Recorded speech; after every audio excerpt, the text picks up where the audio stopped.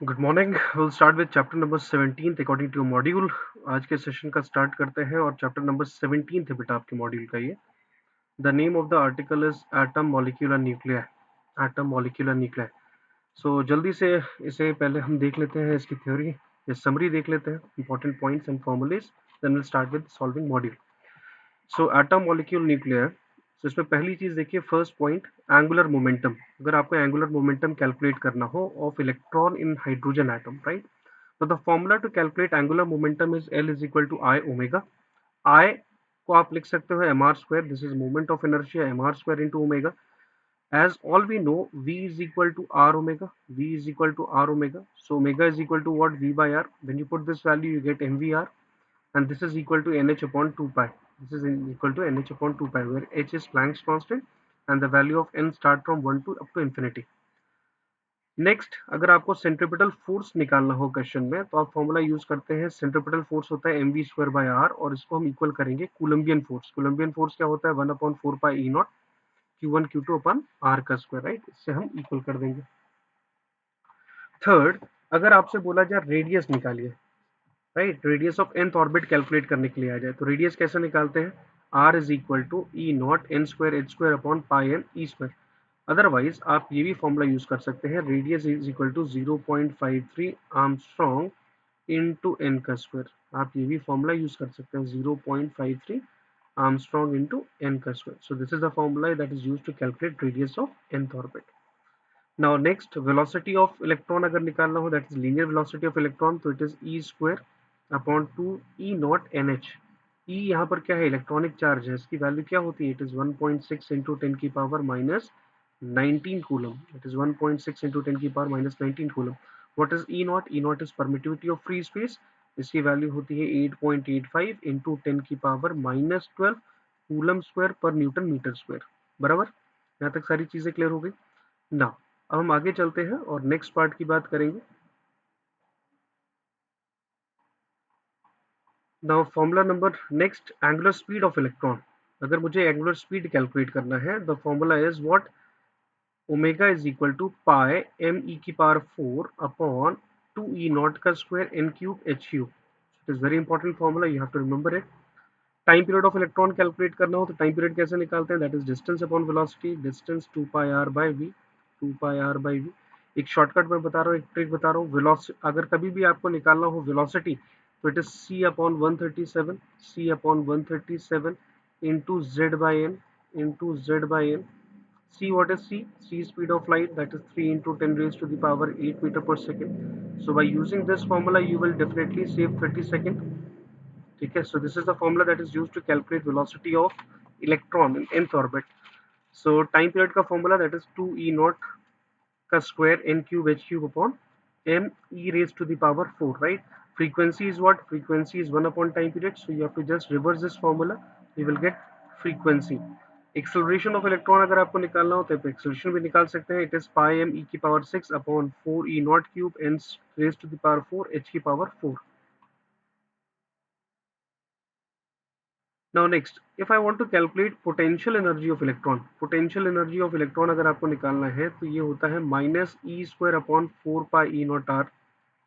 kinetic energy of electron, that is E square upon 4 pi E naught R, and total energy is what? That is kinetic energy plus potential energy. So these are the three formula that is used to calculate total energy of electron, that is minus E square upon 8 pi E naught R, or minus m e raised to the power 4 upon 8 E naught का square n square h square minus r c h upon n का square, right? Where r is what? Where r is Rydberg constant. So यहाँ पर Rydberg constant की value दी है, that is m e raised to the power 4 upon 8 E not का square H cube C.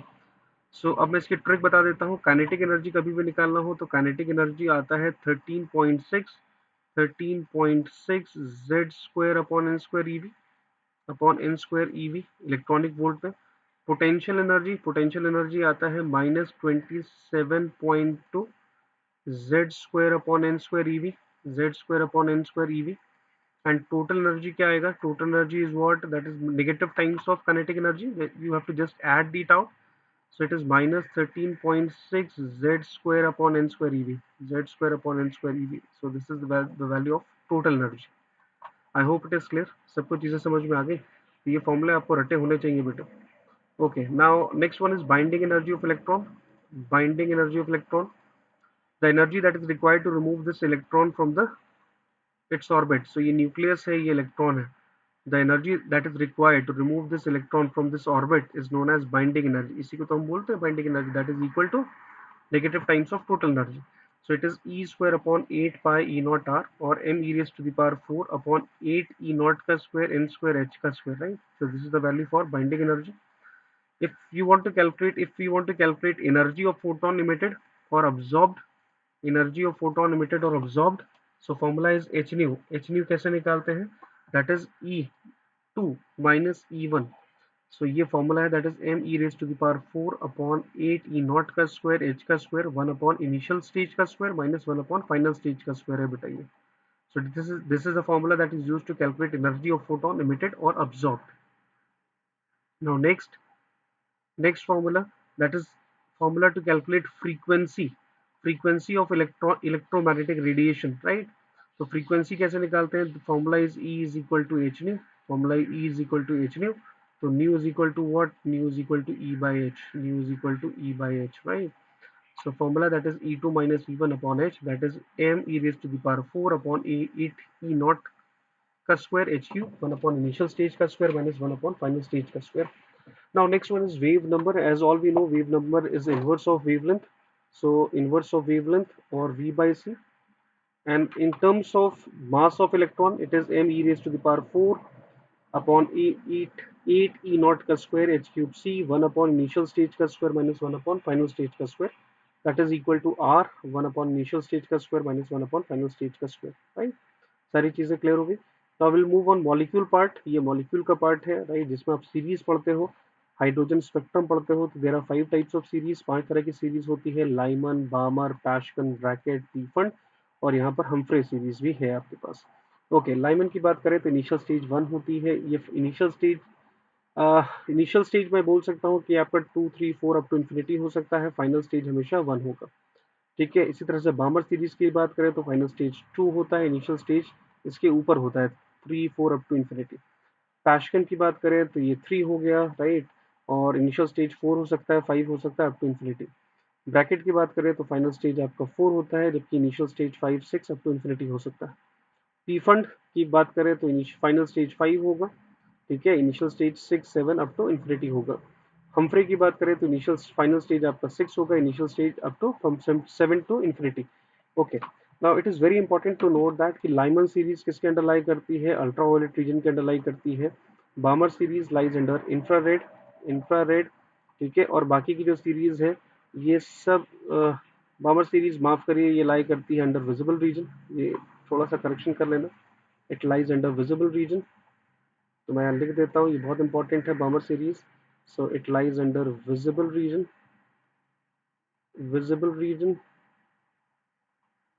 ठीक है. और जितनी भी सीरीज है वो सारी की सारी लाई करती है अंदर infrared region. All the series lie under infrared region. Now let us talk about X rays. X ray की बात करें तो कट ऑफ या मिनिमम वेवलेंथ निकालने का फॉर्मूला होता है एच सी बाई ई, और h c upon e v. E की जगह हम लिख सकते हैं e v, right. E is electronic charge, v is the voltage. Clear हुआ ये? नाउ आगे चलते हैं, और अब हम यहाँ पर बात करेंगे मास डिफेक्ट के बारे में. सो मास डिफेक्ट क्या होता है? Delta m is equal to z m p plus a minus z m n minus capital m. So binding energy निकालना हो तो डेल्टा एम सी स्क्वायर है, इन जूल है, और इसे इलेक्ट्रॉनिक चार्ज से डिवाइड कर दिए, ये इलेक्ट्रॉन वोल्ट में आ जाएगा. तो बाइंडिंग एनर्जी पर एटॉमिक मास अगर आपको निकालना है तो that is delta m c square upon a, right, in joule और न्यूक्लॉन्स. तो इस तरह से आप कैलकुलेट कर सकते हैं. ठीक है. नाउ अब हम बात यहाँ पर करते हैं डीके के बारे में. So there are 3 types of decay: alpha decay, beta decay and gamma decay.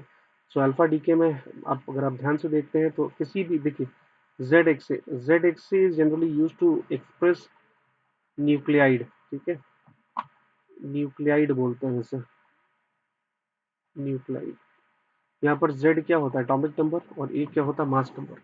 सो अगर किसी एलिमेंट से, देखिए एक जेड एक्स से है ना, इससे अगर अल्फा का डीके होता है तो मास नंबर 4 रिड्यूस होता है, एटॉमिक नंबर 2 रिड्यूस होता है, और आपको क्या मिलता है? 2He4 हीलियम एटम आपको मिलता है, राइट.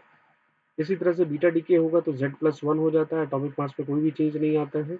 क्लियर, तो ये बीटा डीके है और एंटी न्यूट्रिनो निकलता है इस केस में, anti neutrino, right.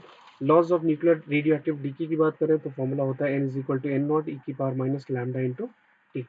DK constant that is lambda, that is 2.303 log 10 n upon n naught, or that is 2.303 upon t, that is log 10 m upon m naught. Yeah, if in terms of atomic radioactivity, we can also express as that 2.303 log 10 a naught upon a. What is a naught? A naught is initial activity, and what is a activity at time t. ठीक है, उसके बाद हम बात करते हैं half life time की। Half life time की क्या होती की वैल्यू फॉर्मूला क्या होता है? It is 0.693 by lambda. Half life is 0.693 by lambda, right. तो t इज इक्वल टू क्या होता है? n into t. So n is equal to N naught upon two की raise to the power n। ठीक है, mean life की बात करें तो t is equal to 1 by lambda. t is equal to 1 by lambda. Now this is the formula that is used to calculate theory of relativity. ठीक है, सो यहाँ से देखिए आप मास निकाल सकते हैं। It is m not upon root of 1 minus v square upon c square. E is equal to m c square हमें पता है, तो आप सॉल्व कर लेंगे तो एक रिजल्ट ये भी पॉसिबल है। एनर्जी ऑफ फोटोन निकालना हो तो फॉर्मूला होता है E is equal to h nu और एच सी बाय लैम्डा और एम सी स्क्वायर। ठीक है, डी ब्रॉगली वेवलेंथ की बात करें तो यहाँ पर wavelength associated with a material particle is given by de Broglie equation, that is lambda is equal to h upon momentum, where h is Planck's constant and momentum is the magnitude of the momentum. Momentum क्या है? Magnitude है, right, किसका?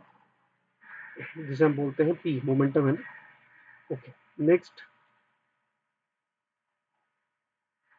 If a charged particle initially at rest is accelerated through a potential difference v, its kinetic energy is half mv squared, that is equal to v cube. So p is equal to mv, that is root of 2 m v cube. तो lambda is equal to कैसे निकालेंगे? Lambda upon root two M E V Q आ जाएगा। Lambda is equal to root two M E V Q.